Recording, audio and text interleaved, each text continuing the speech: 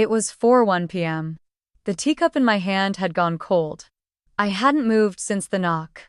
3 taps. Firm. Measured. Like they had the right to come back. Through the curtain I saw him. My father.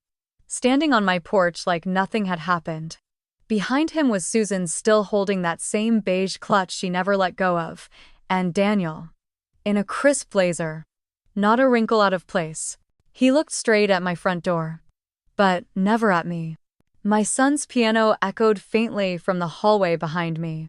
Noah was practicing Chopin. Mark's favorite. He didn't know who was outside. I gripped the doorknob. My palm felt slick. I hadn't seen any of them in 15 years. Not since the night I was erased. I still remember the way my father said it. This family does not celebrate shame, Emma. You either fix this, or you leave. I had nothing but a heartbeat and a positive pregnancy test. Mark was already gone. And they made sure I was too. Back then, I begged for even a sliver of warmth. My mother stayed silent. Daniel said I should have known better. And I walked out into the snow holding life inside me with no one left. But now they were back. My father looked thinner. His face sagged with illness. Regret maybe, or guilt. He reached out to knock again. But I opened the door before he could. Just a crack. Enough to let the air of 2010 and 2025 crash into each other. His voice cracked. Emma, I was wrong. That's when Noah walked into the room. The music stopped. And for the first time I saw my father's eyes widen. Noah looked too much like Mark. Same jaw. Same brow. Same presence. Susan brought a hand to her chest. Daniel froze. For once, they were speechless. For once, they saw. But me, I had nothing left to prove. Only choices to make. Would you open the door to the people who broke you, or would you close it forever? Where are you listening from? Have you ever had someone return after it was already too late? Subscribe to EN Reddit Story for more real stories of healing, justice, and quiet strength. 15 years ago, I stood in that same doorway. But it wasn't mine. It belonged to a man who used to call me his daughter. It was January in Boise. Snow clung to the porch light like it didn't want to fall. The wind howled between houses, but inside the silence hurt more. I had just turned 27. Mark had been gone for 8 weeks. His toothbrush still sat in my overnight bag. I couldn't throw it away. He never got to meet my family. He never saw me pregnant. He never knew I was carrying part of him. I thought I could hold the truth a little longer, just until the grief softened. But then my father found the test. A white stick pink line hidden under tissue in the bathroom trash. He didn't scream. He didn't need to. He looked at me like I was a crack in the stained glass window of his perfect world. Disappointment settled on his face the way dust settles on forgotten things. And then he spoke. You fix this, Emma, or you leave. No questions. No arms reaching out. No, how are you holding up? Just a verdict, cold and final. My mother was there. Her tea was steaming in a chipped blue mug. She stirred it twice. She never looked up. Daniel lingered by the staircase. His jaw was tight, his arms crossed. He said I had always made things difficult. I packed that night in silence. 3 outfits, 1 worn coat, a wallet with $42, and the sonogram photo tucked in the inside pocket of my jeans. It wasn't even printed on proper paper, just a thermal slip from the clinic. But to me it was everything. Proof I wasn't alone. I closed the front door quietly, but the sound still echoed.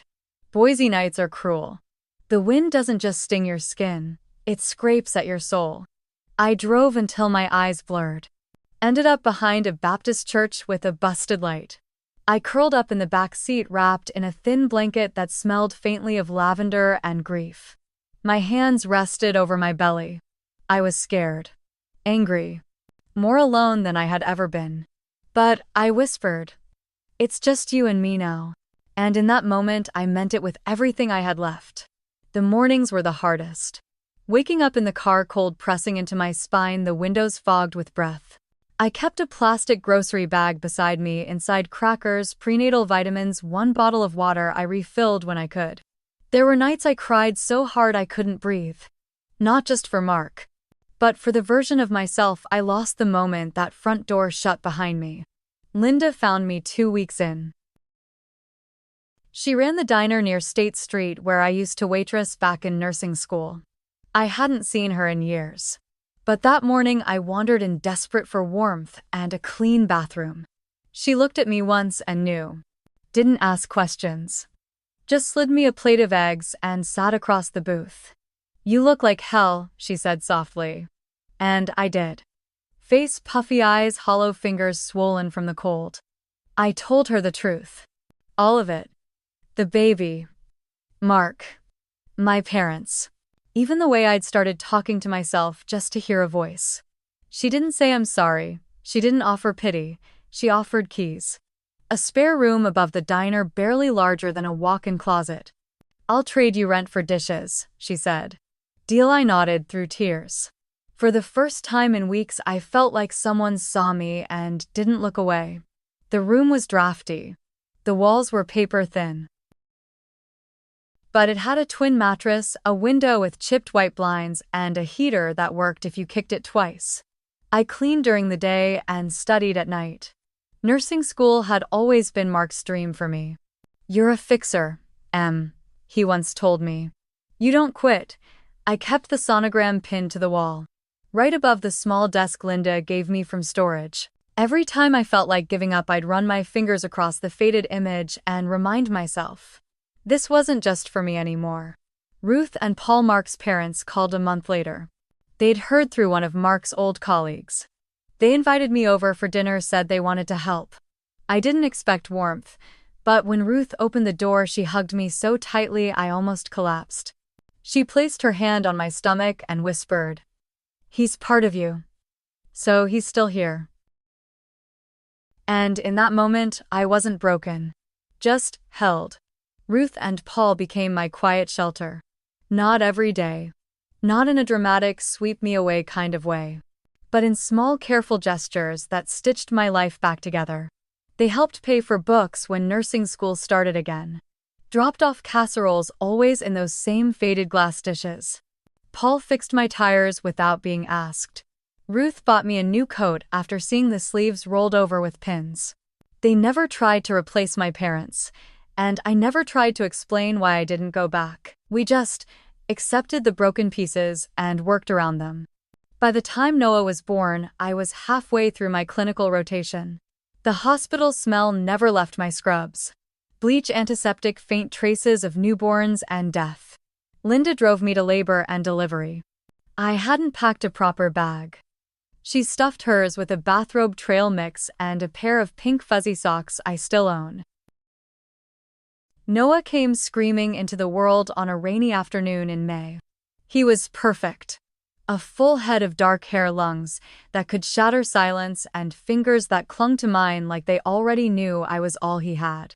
I named him after Mark's middle name. Noah James Larson. No hyphen. No second parent listed. Just me.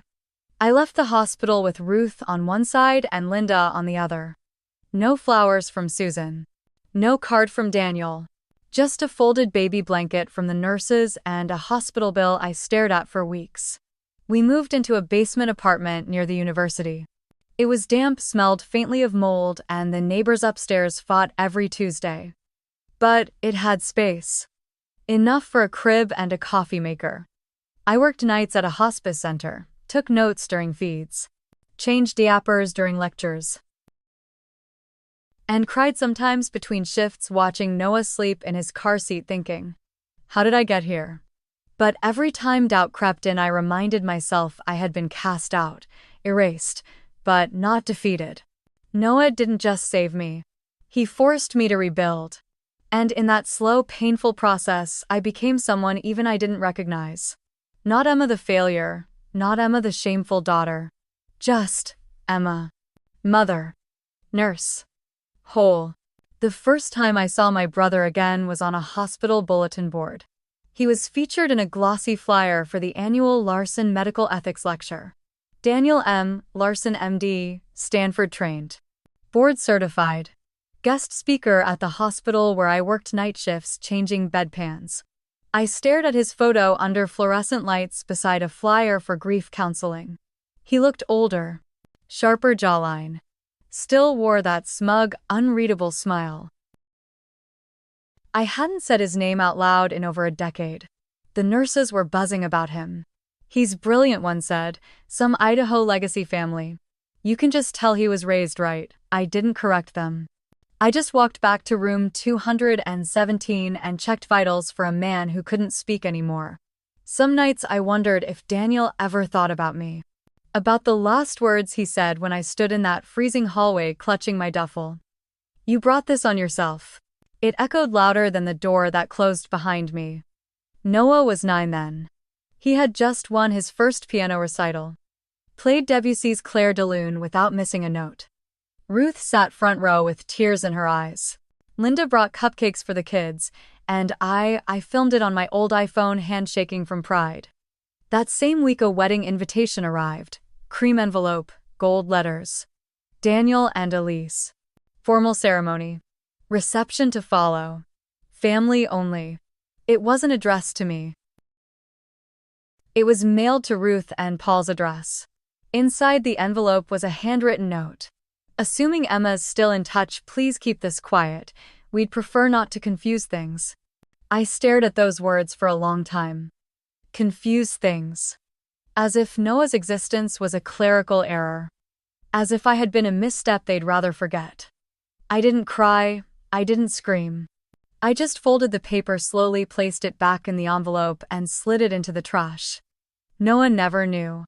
He was still too young to understand the sting of being erased. Some nights I'd sit by the window in our small apartment watching Noah sleep. The streetlight outside flickered. His fingers would twitch in his sleep like they were still chasing notes on the piano. I never pushed music on him. He found Mark's old keyboard in storage one afternoon and just started. Within months he was playing by ear. By 5 he could mimic any tune he heard. By 7 he was writing his own. Mark's hands. Mark's gift. Sometimes I couldn't look at Noah without feeling that ache, sweet and sharp, the kind of ache that reminded you what love costs. He asked about my parents once. It was after a school project where kids shared baby photos. He noticed he didn't have any with grandparents. "Did they die?" he asked, small voice, eyes full of confusion. "No," I said. He waited for more. I didn't give it. Instead, I handed him a picture. Me, Mark, and a blurry ultrasound. Taken in a motel room. The lighting was awful, but my smile was real. "These are the people who never left you," I told him. "These are the ones who matter." He didn't ask again. But I caught him once months later staring at that photo before a recital.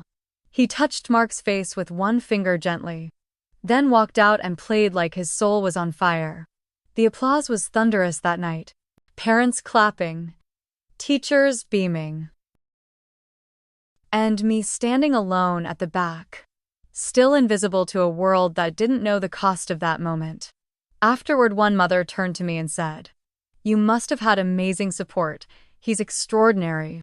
I smiled politely. But inside I burned. Support. Support was sleeping in a car at 6 months pregnant. Support was scrubbing diner floors while studying anatomy flashcards. Support was choosing diapers over dinner more times than I could count. They saw his light. They didn't see the shadows behind it. And Daniel, he never sent a gift. Never called. Never once acknowledged the boy who shared his blood. I kept the wedding invite anyway. Buried it in a drawer under tax returns and old leases, not as a keepsake. As a reminder, some people build walls with silence, and others like me plant roots in the cracks. It was a Sunday when I saw their faces again. Not in person, on Facebook. Linda had called out sick, so I picked up a shift at the clinic. Slow day. I sat in the break room scrolling while my lunch cooled beside me. Susan was tagged in a photo. Her arm looped through Daniel's, both smiling at some church fundraiser. He held a microphone. She wore pearls. The caption read, "A mother's pride." My hand tightened around the phone, not from jealousy. From something deeper. The kind of ache you feel when you realize someone is perfectly fine pretending you never existed.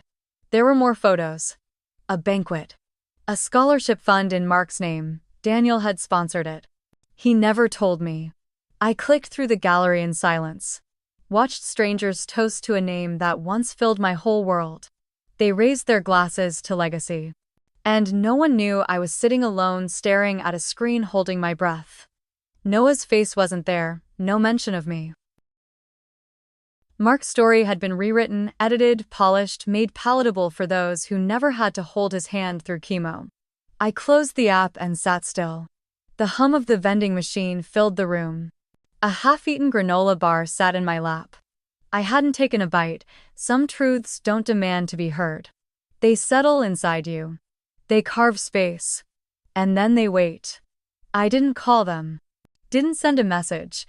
Didn't correct the version of events they sold to donors and churchgoers. But that night I opened Noah's composition notebook. The one he kept by his keyboard. He had written a piece called Stillness. 4 pages of melody, no lyrics. Just aching notes, soft, haunting, unresolved. I listened to him play it through the walls. And I realized something: he didn't need their name to be great. He didn't need their legacy. He was writing his own. And me, I wasn't chasing justice. Not yet. But I was no longer running from the silence. It was supposed to be a normal Saturday. Farmer's market coffee in hand, Noah trailing behind me with his headphones on. He hated mornings, but he loved the bakery stand that sold cranberry scones, Mark's favorite. The air smelled like cinnamon and damp soil. Vendors were laughing. Kids were chasing each other with balloons.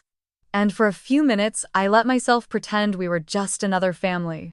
Then I heard it. A voice I hadn't heard in 15 years. "Emma," I froze. My hands clenched around the paper cup. The coffee inside rippled like my spine had shivered through it. I turned slowly. Susan. She looked older, not fragile, but faded. Hair pinned perfectly. Beige coat. The same pearl earrings. Time had been kind to her face, but her eyes still cautious. Still cold. Next to her stood Daniel. In a navy jacket, sleeves rolled neatly. He had aged into his ambition. Every inch of him screamed polished success. They were standing beside a booth selling hand-poured candles. Lavender and cedar. I could smell them now, sharp, earthy, too clean for this moment. Noah hadn't noticed yet. He was halfway down the next aisle, tapping out rhythm with his fingers in the air. "Hi," I said flatly. Not warmth. Not anger. Just muscle memory.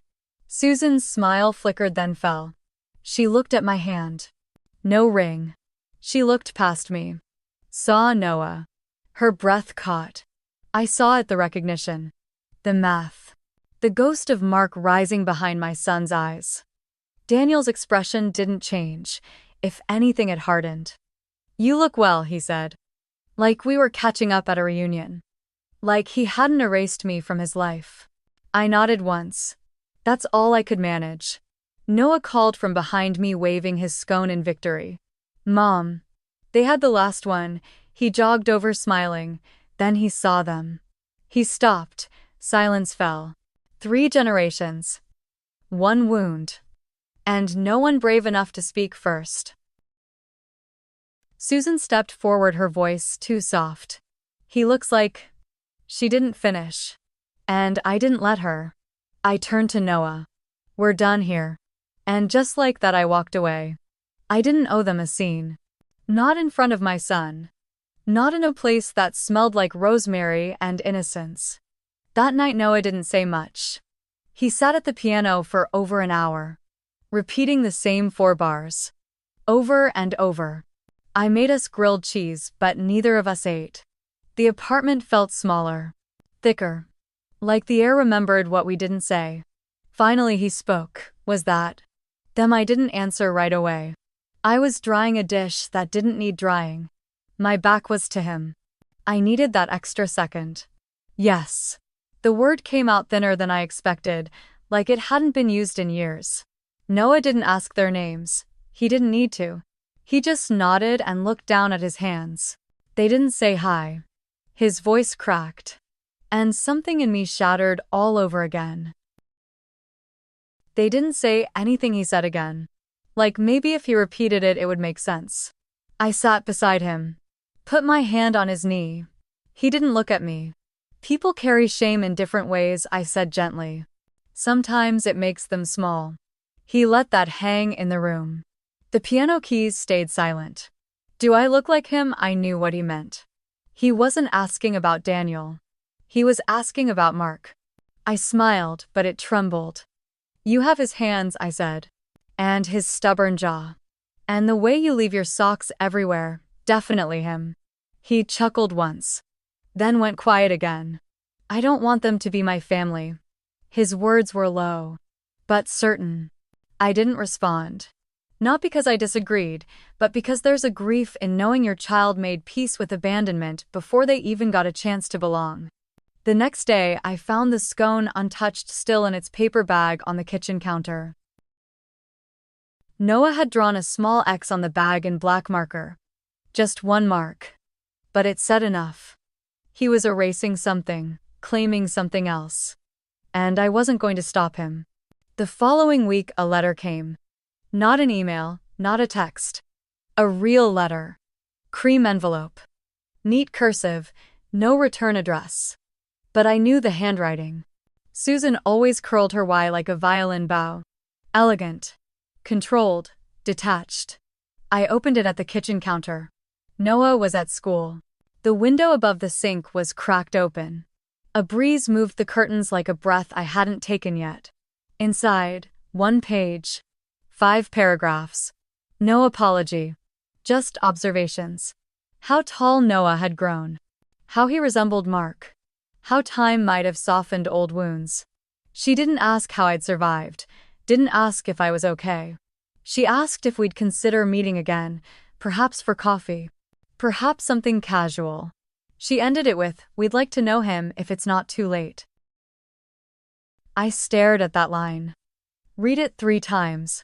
If it's not too late, as if the clock had been ticking in silence for 15 years. As if it was now up to me to unpause it. I folded the letter and placed it back into the envelope. I didn't rip it, didn't cry, just stood there letting the words settle. Later that night, I tucked it into a box on the top shelf of my closet, right next to Mark's hospice bracelet, and the church program from his memorial. Some things belong together. Not because they bring comfort, but because they remind you what survival costs. I didn't tell Noah about the letter. Not yet. Some wounds don't need reopening until the skin beneath is strong enough. Instead, I made dinner. Baked chicken, mashed potatoes, the kind of meal that says, you're home, you're safe. He played piano while I set the table. A new piece, no title. But I heard it. The pauses, the shift, the sudden lift in the left hand. Hope hidden inside hesitation. He was still writing his story. And I was learning not to erase mine. For days, the letter haunted the space above my closet. Not because it said anything cruel, but because it didn't say much at all. No apology. No memory. Just a polished note with delicate phrasing and hollow warmth. If it's not too late, she wrote. As if I'd been standing still all these years. As if I'd been waiting at the edge of forgiveness like a statue, hands folded, eyes closed. But I hadn't. I'd been moving. Every single day. Through grief, through exhaustion, through unpaid bills and teething cries and clinical rotations. Through milestones Noah never shared with grandparents. Through every holiday dinner we celebrated with Linda and Ruth over mashed potatoes and quiet resilience. The letter didn't ask how I'd survived. Didn't wonder what it took to keep a child alive when the world had turned its back. Didn't question how I managed to stay kind in a world that had not returned the favor. And still it rattled me. I caught myself doing strange things. Folding laundry slower, burning toast. Leaving my tea steeping until it turned bitter. Noah noticed. He always did. One night he knocked softly on my bedroom door. held out a plate of chocolate chip cookies store-bought slightly squished. "I thought you needed something sweet," he said. Then walked away without waiting for a response. I stared at those cookies for a long time. Not because I was hungry, but because I realized my son at 14 could sense a fracture I hadn't spoken aloud. He didn't know about the letter. And yet, he knew. I sat on the couch that night and let the silence press against me. The hum of the fridge. The soft rustle of the trees outside. Noah's music through the wall, slow, hesitant searching.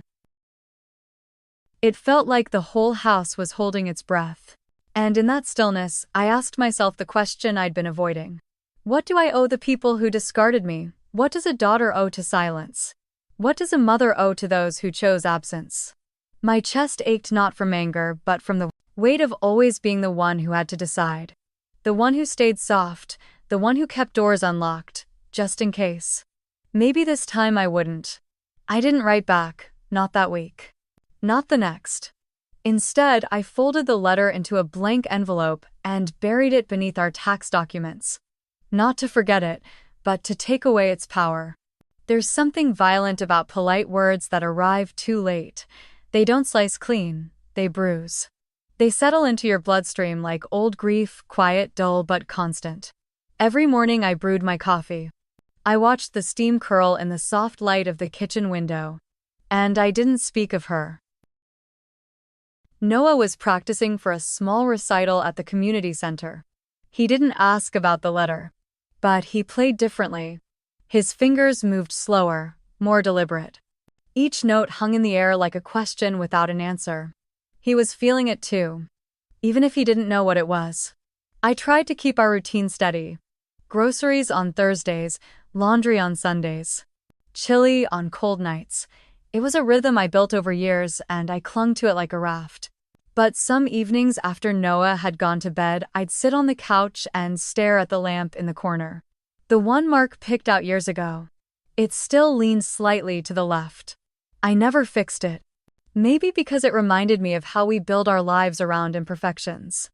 How we let small imbalances stay just to remember who we were when things broke. One night Linda dropped by, unannounced, holding 2 lattes and a bag of muffins. She looked at me for 2 seconds before saying, "So they reached out." I nodded. Of course she knew. Ruth probably told her. I didn't have the energy to pretend. She sat beside me, took one sip of her drink, then said quietly, "You don't owe them a thing." I felt something in me crack gently, like a beam long stressed, finally giving way. It wasn't anger, it wasn't sadness. It was relief. To hear someone say it out loud, to not feel crazy for holding the line. Sometimes love means letting people return. Other times love means keeping the door locked and protecting what you built from the silence they gave you. The recital was held in a church basement, low ceilings, folding chairs, and string lights taped to the wall. Nothing grand. But for Noah it was everything. He wore the blazer Ruth had tailored for him last Christmas. It still had the smallest stitch out of place on the left cuff. He didn't mind.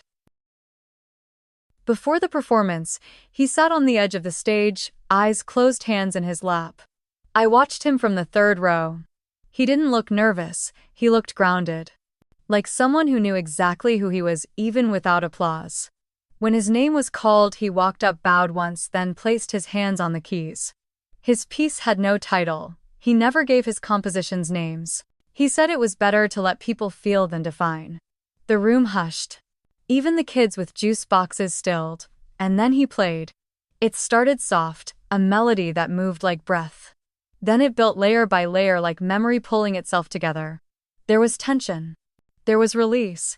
There was something unsaid at the center of it all. I felt my throat tighten. Not because it was beautiful, though it was, but because I knew what he was saying without words. When he finished, there was a pause, then thunderous applause. He smiled, nodded, and stepped down. Past me without looking, straight to the hallway like he needed space. I waited 5 minutes, then followed. Found him near the water fountain, sitting on the floor with his back to the wall. He looked up. "I wrote that after the market," he said. "No need to explain which day. We both remembered the lavender candles. I know who they are, he added. His voice didn't shake, but I know who I am too. I sat beside him, put my hand on his shoulder. He leaned in just a little, not needing comfort, just connection. We didn't talk about Susan, or Daniel, or the letter. We didn't need to. In that quiet hallway beneath fluorescent lights and fading echoes, we chose something else. Not silence. Not revenge. Just presence. And sometimes that's more than enough. It started with a folder. Not dramatic. Just manila creased along the edges tucked into the back of my filing cabinet. Inside, birth certificate, medical records, photos, legal documents. All the pieces that proved Noah had existed had thrived long before they ever tried to look again. I wasn't gathering ammunition. I was gathering truth. Some nights I sat at the kitchen table long after Noah had gone to bed. One lamp on. Silence everywhere else. The folder open in front of me like a quiet rebellion. There was a document from the clinic where I'd given birth. A faded discharge summary. Next to it, a hand-drawn birthday card Noah made at age 4. Stick figures, crooked hearts, and one sentence in bright red crayon. My mom is the bravest. I kept reading those words until they blurred. Linda noticed the shift first. She stopped me mid-shift at the diner and said, "You're moving like someone who's about to do something." I smiled. Didn't deny it, didn't explain either. I started asking questions. Quiet ones. About legal boundaries, about guardianship. About who had the right to ask for contact with a minor. Ruth connected me with an old friend, Elena, a retired family lawyer. We met at a coffee shop by the river, sunlight flickering off the water like it couldn't decide if it wanted to stay or go. She listened. Didn't interrupt, didn't look shocked. Just nodded slowly like she'd seen versions of this before. "You don't owe them access," she said. "Blood doesn't buy rights, presence does, and they gave that up." I felt something shift in my chest. Not anger, not satisfaction, just steadiness. I left the folder with her. Not to weaponize it. To document it. To draw a line that no one else could erase with a smile and a late apology. It wasn't a plan for revenge, it was protection. For Noah. For me. For the life we built without them. The envelope came back 2 weeks later. Not from Susan. From Elena. She'd filed everything quietly, thoroughly. There would be no legal path for visitation unless I invited it. No claim. No petition. No surprise appearances that forced Noah to explain who he was to people who chose not to know. I held the envelope for a long time before opening it. I didn't cry. I didn't smile. I just exhaled. For years I had kept the door cracked. Just enough for memory to sneak in. But never enough to feel like home. Now the latch was on. Not out of spite, out of love. For me, for my son. For the version of us that had held it together without applause. That weekend I cleaned out my closet, donated coats we'd outgrown, boxed up old textbooks, and finally, opened the drawer where I'd hidden their letter. I read it one last time. Each line felt softer now. Still empty, but no longer sharp. I folded it in half, placed it in a manila envelope and labeled it "Passed. Do not open." Then slid it into a storage bin beside old tax returns and Noah's first report card. Some history isn't meant to be burned, just buried where it can't reach forward. That night I cooked dinner from scratch. Roast chicken, garlic mashed potatoes, a green bean casserole with crispy onions, Ruth's old recipe. Noah noticed the effort. He lit the candle we kept for holidays, a small thing. But I saw the way his eyes softened when I pulled out his favorite cloth napkin. After dinner, he sat at the piano. Played something gentle. Unfinished. He paused halfway through. I turned from the sink. "You okay?" He nodded. Then said, "I think I want to write a new piece, one with a real ending." I smiled. Yeah, he said. "I think we're there." And for the first time in years I believed him. The next Sunday, I drove to the edge of town. There's a donation bin outside St. Augustine's, the same church where Mark's memorial was held. I parked across the street. The sun was low, casting a soft gold light through the trees. I sat for a while listening to the ticking of the engine as it cooled. In the passenger seat sat a box. Inside, old church programs, unused birthday cards, baby booties no one ever gifted, and the cream envelope with Susan's letter. I lifted the box and carried it across the street. The metal of the donation bin was cold under my fingers. I slid it open, held my breath, then let go. The lid slammed shut with a hollow finality. And just like that, it was out of my hands. Literally. Emotionally. I didn't feel triumph. I didn't feel loss. Just space. Like something old had finally moved aside to make room for whatever came next. Driving home, the air smelled like rain. Not heavy, just that earthy scent before a storm. I rolled the window down and let it in. Noah was in the living room when I returned. Feet tucked under him, laptop on his lap, soft music playing from a speaker nearby. He looked up and asked, "Where'd you go?" I paused. Then said honestly, "I let go of something." He didn't ask what, didn't press. Just nodded, like maybe he was starting to understand that not every decision needed a witness to be valid. That night we watched an old movie, some black and white comedy Mark used to love. We laughed. Loud open laughter. The kind that fills a room and leaves no space for ghosts. And when Noah leaned his head on my shoulder halfway through, I didn't think about what we'd lost. I thought about what we'd chosen. Not silence, not bitterness. But the kind of peace you earn not with time but with boundaries. What would you have done? Reopen the door or protect your peace? Would you answer that letter or leave it unanswered forever? It didn't happen all at once. There was no dramatic epiphany, no slam door or shouted truth. It came quietly. In the way I held myself while waiting in line at the pharmacy. In the way I corrected a doctor who misread Noah's file calmly, firmly, without flinching. It came in the mornings when I looked in the mirror and didn't brace myself for pity. I saw lines under my eyes, sure. But also a steadiness I hadn't earned from ease, only from surviving. I started making small changes. I closed my Facebook account. Deleted old photos that served no one.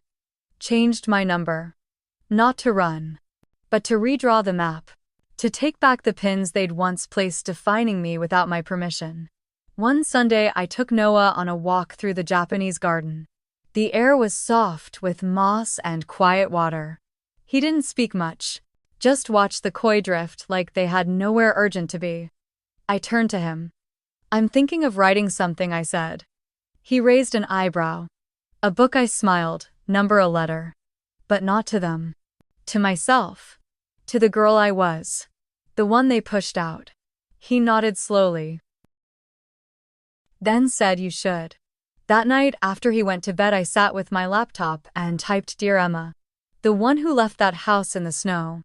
I didn't know what would come next. But my fingers moved anyway. I wrote until my eyes blurred. Not to justify. Not to explain. But to acknowledge. Every bruise they didn't see. Every victory they didn't witness. Every day I chose not to disappear. When I finally stopped, I leaned back. The cursor blinked on the screen like it was waiting for permission. But I didn't press delete. I pressed save. And just like that, I began to reclaim my story. Not as a daughter. Not as a victim. But as a woman who decided her voice was the ending, not the footnote. In the days that followed, something inside me kept shifting. It wasn't anger. It was clarity. A settling of the dust I had lived in for too long. I found myself reorganizing things, not just drawers or bookshelves. But boundaries. I spoke to Ruth. We had tea in her kitchen, lemon and honey, the kind she always brewed when Mark was sick. She asked me if I was okay. Really okay. And for the first time, I didn't give the polite answer. I told her about the letter. About Elena. About how I was done hoping they'd one day become the people I needed them to be. Ruth didn't interrupt. Didn't flinch. Just placed her hand over mine and whispered, They lost more than they know. And you gave more than they ever deserved. That night, I drafted one final email, addressed to a secure inbox Elena had set up for legal notices. Short, precise, respectful. It read, "There will be no further contact. My son is not available for visits or introductions. This decision is final. Please respect our peace." I didn't wait to send it, didn't reread it 12 times. Just clicked send. The moment it left my screen, I exhaled, and the air felt different. Not lighter, but mine. Later I told Noah. Not the details, just enough. I said I closed a door today. He looked at me carefully. Did it hurt? I thought about it. Then shook my head. Number. Because it wasn't my door to begin with. He nodded slowly, then said good. There was no celebration. No fanfare. Just a quiet return to dinner and dishes and the ordinary beauty of our life. But even as I rinsed the plates, I could feel it. The plan wasn't revenge, it was reclamation. And in reclaiming my voice, I was giving Noah something deeper than any inheritance. A model of what dignity looks like when no one else hands it to you. A week later, I did something I hadn't done in years. I walked into the community office downtown and asked about hosting a public workshop. They handed me a clipboard. I filled it out with steady hands. Name Emma Larson. Topic: single motherhood, boundaries, and rebuilding after estrangement. Audience: women 30 and older. Format: storytelling and Q&A. I paused at the last question. Why do you want to do this? I wrote to give voice to women who rebuilt alone and never got to say it out loud. They scheduled it for March. A Thursday evening. Free to attend. I didn't tell Ruth right away. Didn't tell Linda either. I needed the idea to exist just for me first. Not for praise, not for reassurance. Just as a marker that I had stepped out of the shadows they'd left me in. When I finally told them, they were silent for a beat. Then Ruth said Mark would be so proud. And Linda, she laughed. That full belly-deep laugh she saved for the moments that really mattered. Then she said, about damn time. The night before the event, I printed copies of my notes. Not a script. Just truths. Typed plainly. No flourishes. I made tea. Lit a candle. Then sat at the table with Noah across from me doing homework. He looked up. Are you nervous? A little, I admitted. He grinned. You'll be great. I raised an eyebrow. Oh yeah, why's that? Because you don't lie, he said simply. And people listen to that. That night, as I closed my laptop and turned off the lights, I realized something I hadn't felt in years. Readiness. Not just to tell my story, but to let it become something more than survival. Something useful. Something shared. The plan wasn't vengeance. It wasn't even forgiveness. It was reclamation. And maybe even legacy. And I was finally ready to speak it aloud. The room held 15 chairs. 12 were filled, the walls were plain. Fluorescent lights buzzed above us. No camera crews. No applause. Just women. All middle-aged, all quiet at first. I stood behind a folding table. There was a pitcher of water beside me. My hands trembled, but only slightly. I began with my name. Just that. No credentials. No titles. My name is Emma. I'm 42. I'm a nurse. I'm a mother. I was disowned at 27. I paused. No one moved. I raised a child on my own after being cast out by my family for being pregnant out of wedlock. His father died before he was born. My family never came to the hospital. They didn't send a card. They didn't ask if I made it. A woman in the second row shifted. She clutched a tissue. I hadn't even seen her cry yet. I built a life anyway. Finished school, paid off hospital bills. Taught my son how to play piano and pay rent. My voice stayed steady. I didn't plan it that way. What I want to say tonight is simple. There are women in this room who know what it feels like to be erased. And still, we show up. We give. We build. We forgive ourselves for surviving in silence. The room was still, a kind of reverent quiet I hadn't expected. Then from the back, a voice said, "Did they ever try to come back?" I met her eyes. They were tired, but awake. "Yes," I said. "After 15 years. What did you do?" she asked. I inhaled. Let it out slowly. I didn't answer right away, and when I didn't let them in. Not out of hate. Out of love. For the life we built without them. There were nods now. The kind that come from deep agreement, not politeness. Someone else whispered, "That's still justice." And for the first time in my life, I believed it. After I finished speaking, I sat down. No fanfare. No dramatic walk-off. Just the soft scrape of a folding chair. The room stayed quiet for a few seconds longer. Then one woman raised her hand. She was maybe 50, sharp cheekbones, chipped nail polish. My sister stopped speaking to me when I divorced my husband, because it wasn't biblical. That was 7 years ago. Her voice shook, but not from weakness. It was the sound of truth finally being allowed out.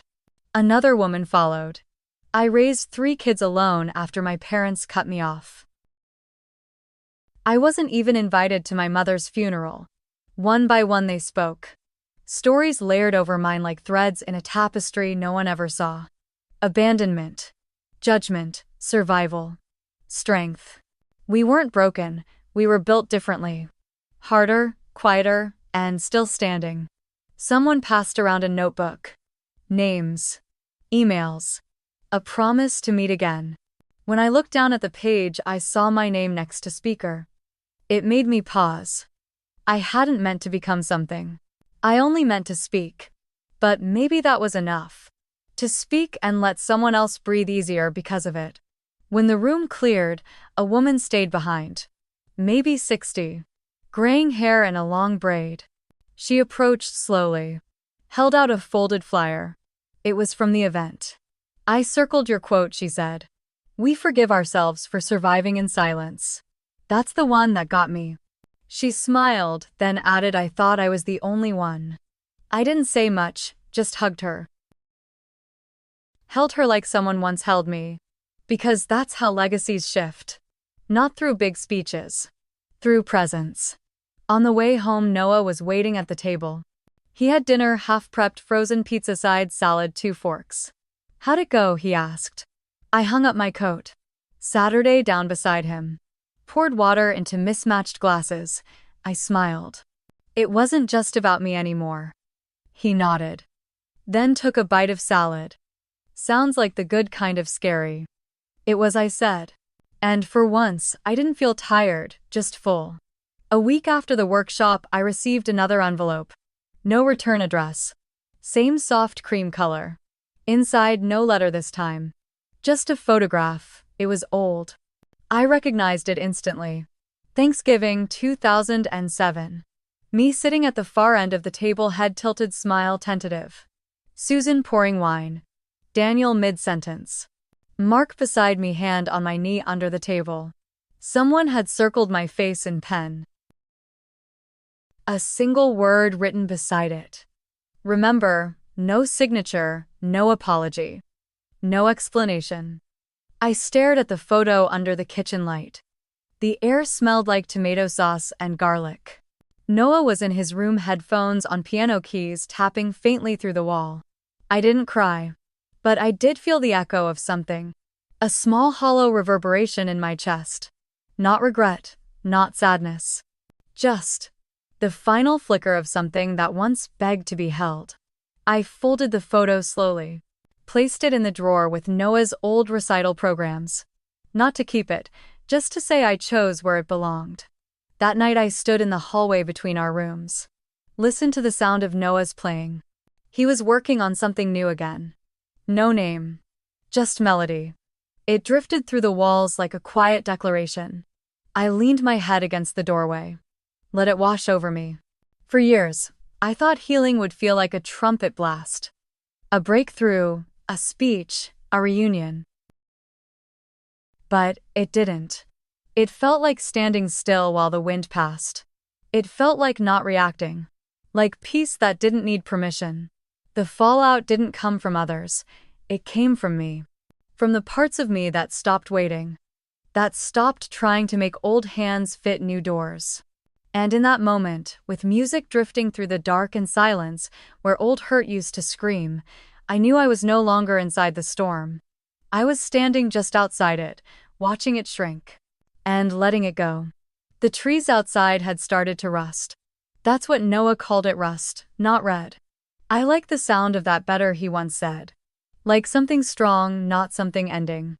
I never corrected him. Because he was right, fall wasn't an end. It was a shedding. A truth-telling.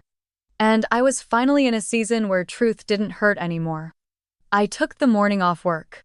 Noah had a music evaluation at the conservatory downtown. He didn't act nervous. But I knew the way his fingers twitched when he was unsure. Tap, tap, tap on his jeans. Always in threes. We rode the train in silence, the kind of silence that holds not hides. I brought a thermos of tea, passed it to him without a word. He sipped. Then leaned his head lightly against the window. I looked at him, really looked. 14, nearly 15. Cheekbones sharper now, voice deeper. Still left his shoes by the door in a mess. Still used too much peanut butter. But he carried himself like someone who knew the shape of loss and refused to bow to it. He caught me staring. Do I have something on my face? I shook my head, smiling. Number. Just. I still can't believe I made you. He rolled his eyes. You say that like I'm a pie.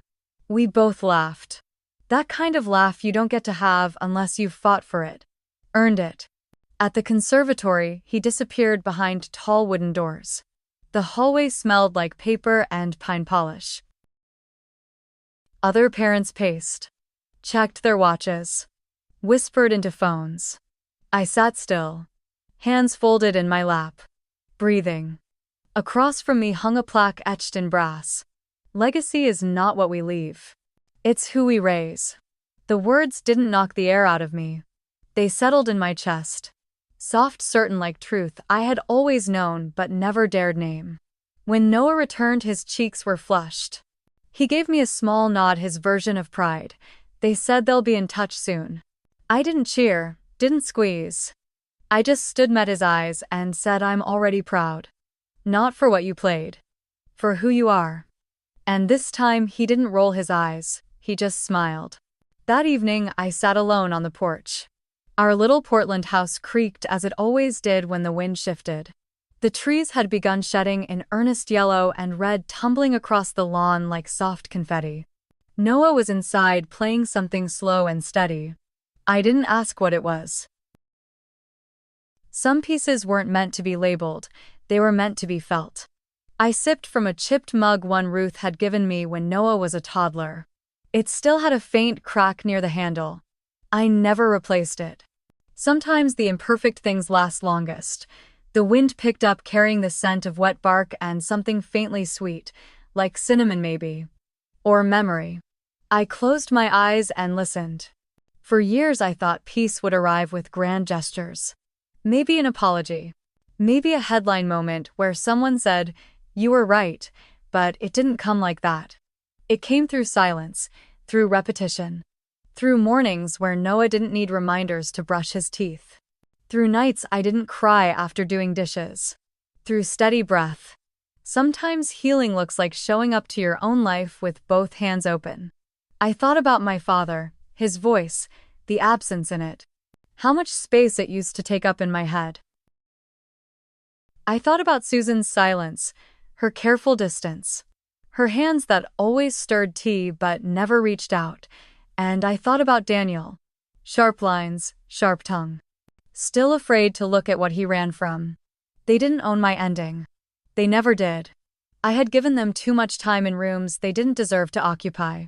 Tonight I locked the door not out of fear, but as ritual. To say this space is mine. This life too. Inside, Noah switched to a jazz piece. Loose, improvised. Confident. I let the screen door shut gently behind me. Walked past the hallway mirror. Paused. For once, I didn't see someone waiting to be acknowledged. I saw a woman who had learned to name herself. Mother. Builder. Witness to her own survival. And I knew that was legacy enough. The recital marked a turning point.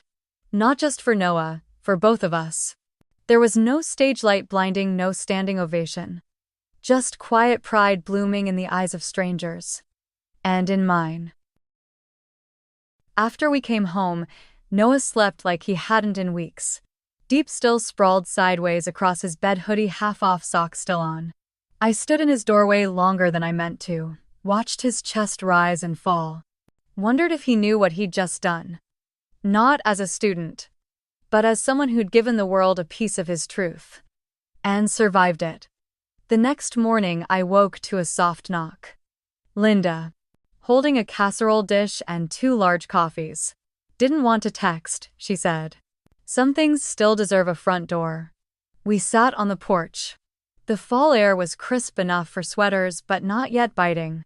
She handed me one of the coffees. I heard the performance was something else. I nodded. I cried through half of it. She smiled. Of course you did. You built that boy from the ground up. Pause. And you didn't do it alone either. I looked at her. She raised an eyebrow. Then reached into her bag and pulled out an envelope. Inside, a printed email. From a local women's nonprofit. They were hosting a storytelling series on estrangement survival and rebuilding. They wanted speakers. Linda had submitted my name. Attached an excerpt from my Dear Emma file. I stared at it. You did this without asking. Yep, she said unapologetically. Because if I'd asked, you would have said no. She wasn't wrong. I thought the workshop was enough, I murmured. It helped. But I don't know if I want to keep putting it out there. Linda took a long sip of coffee. Then said, there's someone out there who needs to hear what you wish you'd heard 15 years ago. You're not telling it for you anymore. That stuck, deep, quiet. That night I wrote the first page of something new. Not a letter. Not a journal. Not a speech. Something real. Shaped. A book. The title came before the outline. Still here. It wasn't angry. It wasn't polished. It was human. A few days later, Ruth invited us to dinner. Roast chicken. Potatoes. That same worn tablecloth she used for holidays. Noah brought his sheet music. She listened as he played after dessert. When he finished, she stood behind him and placed both hands gently on his shoulders. You are your own story, she said. But you carry all the love that came before you too. I blinked fast, suddenly full. She turned to me. I hope you know how proud Mark would be. I nodded. I think about it every day. She smiled. He wouldn't want you to just think about it. He'd want you to do something with it. A week later, the letter arrived. Boise, Idaho. Stamped. No handwriting.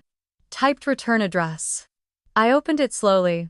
It was a legal notice. Thomas Larson. My father had died. No personal letter, no final words. No mention of Susan. Just a brief notification from an estate attorney. No assets, no funeral invitation. No, we're sorry. Just. The end.